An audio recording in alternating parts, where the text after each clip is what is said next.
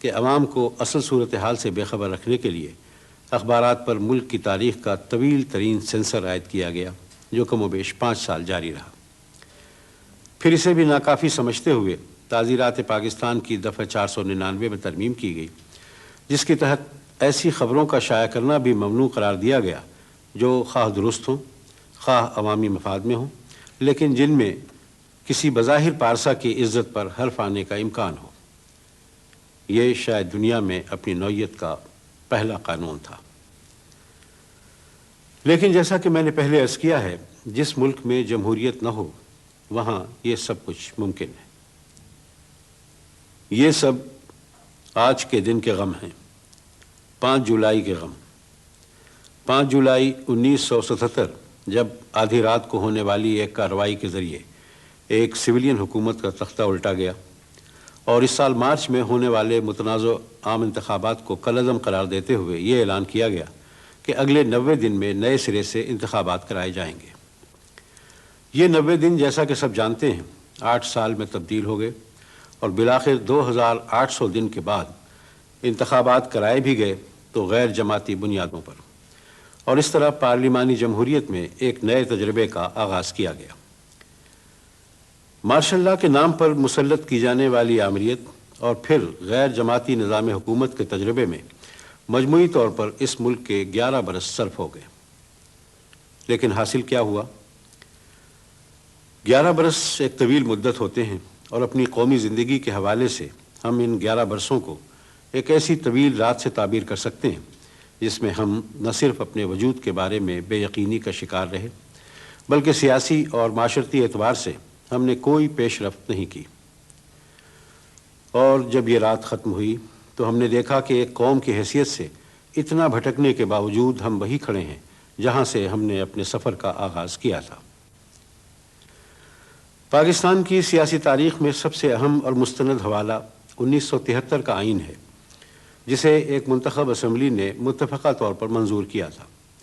یہ آئین جو وفاق پاکستان کے باشندوں کے ایک قوم کے طور پر باہم مل کر رہنے کا ایک عہد نامہ ہے، جس محنت سے مرتب کیا گیا اور جس تدبر سے اس پر اتفاق رائے حاصل کیا گیا، وہ زیادہ پرانی بات نہیں۔ اس وقت پاکستان پیپلز پارٹی کو قومی اسمبلی میں 2/3 سے زیادہ اکثریت حاصل تھی، لیکن اس نے پوری قوم کے منتخب نمائندوں کو اعتماد میں لے کر اور ان کی رضامندی سے آئینی سمجھوتے، آئینی مسودے کی تیاری اور آئین کی منظوری کے مراحل طے کیے۔ لیکن 5 جولائی کی کارروائی کے نتیجے میں اقتدار پر قبضہ کرنے والے جرنیل نے، جو صرف انتخابی شکایتیں دور کرنے کی غرض سے 90 دن کے لیے آئے تھے، چند ہی روز بعد ایک ایرانی اخبار کو انٹرویو دیتے ہوئے فرمایا کہ آئین کیا ہے؟ محض 12 صفحے کا ایک کتابچہ جسے میں جب چاہوں پھاڑ کر پھینک سکتا ہوں۔ شکر ہے کہ انہوں نے آئین کو پھاڑ کر پھینکنے کا شوق پورا نہیں کیا، لیکن عملاً انہوں نے اپنے اختیارات میں اضافے اور اپنے شخصی اقتدار کو دوام بخشنے کے لیے اس آئین میں اتنی ترمیمیں کر دیں کہ اس کا حلیہ ہی بدل گیا۔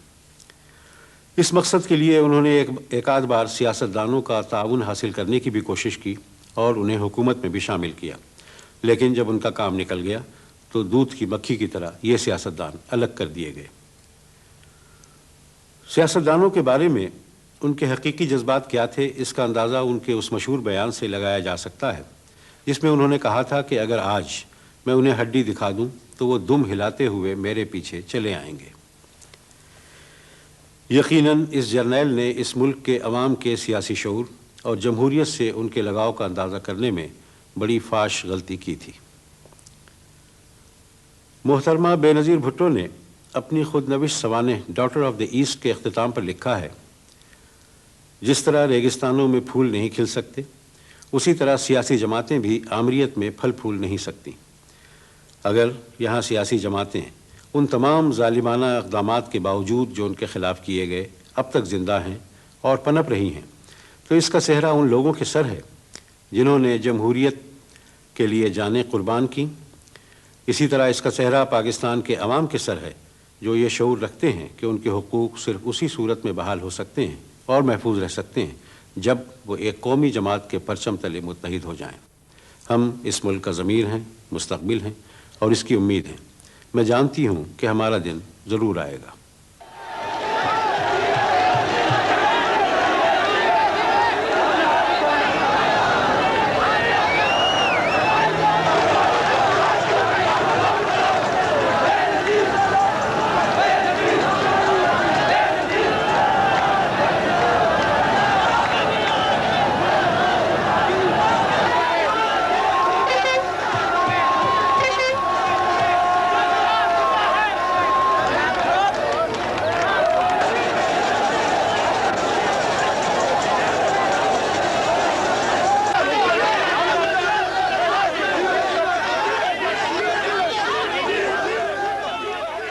یہ بیان دراصل اس جدوجہد کا عنوان ہے جو اس ملک میں جمہوریت پر غیر متزلزل یقین رکھنے والوں نے ہر آمر کے دور میں جاری رکھی،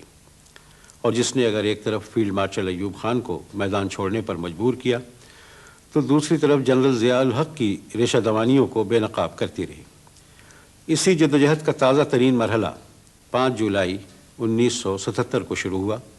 اور نومبر 1988 کے عام انتخابات تک جاری رہا۔